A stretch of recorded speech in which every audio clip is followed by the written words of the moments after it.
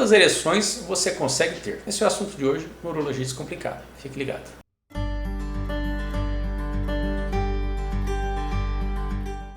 Olá, eu sou o Dr. Juliano Plastina e esse é o Urologia Descomplicado. Antes de começar, eu vou pedir para vocês deixarem o like no vídeo, se inscreverem no canal se ainda não são inscritos, compartilhar com os amigos se gostarem do vídeo. Então, essa é uma pergunta até estranha, né? Quantas ereções eu consigo ter? Isso daí, a gente pode ver entre os homens, né? Uma das coisas que mais gera preocupação e também mais gera o pessoal contando vantagem é tamanho do pênis e quantas relações a pessoa consegue ter numa noite só. E isso pode parecer um pouco até anedótico, né? Mas existe bastante ciência por trás de quantas ereções e quantas relações o homem pode ter. Quando você tem uma relação sexual, que você tem uma ereção e depois você tem a ejaculação, normalmente acontece a perda da ereção, a detumescência do pênis, e aí o homem entra naquele processo, naquela fase de relaxamento, de estar bastante descansado, e ele perde, naquele momento ele perde a atração sexual, porque o próprio organismo determina isso. Esse é o chamado período refratário.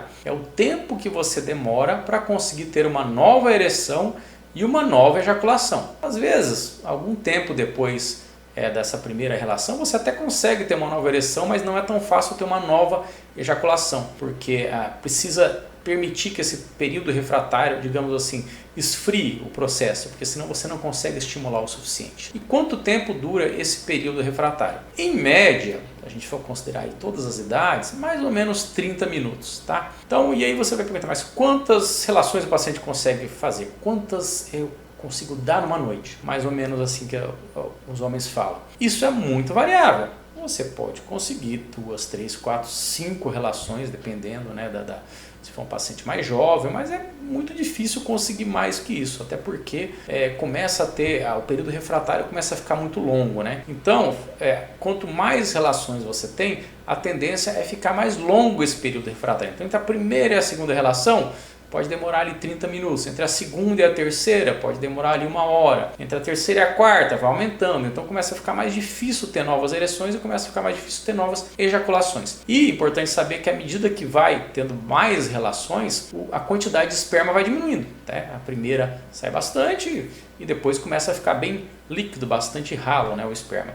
Só para uma curiosidade, porque na verdade isso não afeta o prazer, tá? Mas digamos assim, se na primeira você desperdiçou o esperma e quiser engravidar a parceira com a segunda relação, provavelmente esse esperma da segunda relação vai ser de menor qualidade, porque não está tempo suficiente para repor esse líquido seminal. E esse tempo também pode diminuir com pacientes mais jovens, às vezes com 15, 20 minutos ele consegue ter uma segunda ereção e uma segunda relação, né? Paciente de 15, 20 anos. Quanto mais velho o paciente, então paciente mais idoso, 60, 70 anos, esse período refratário é bastante grande, né? Então pode ter ali 1, 2 horas para conseguir ter uma nova relação e às vezes não consegue. O que a gente sabe é que as drogas para tratamento de impotência, como sildenafila, tadalafila, né? Viagra, Cialis, eles conseguem reduzir um pouco esse período refratário. Não se sabe se isso é um efeito mais psicológico ou se tem realmente um efeito da medicação, mas esse efeito existe, tá? Então você consegue reduzir um pouco, né? Não é muito, também o período refratário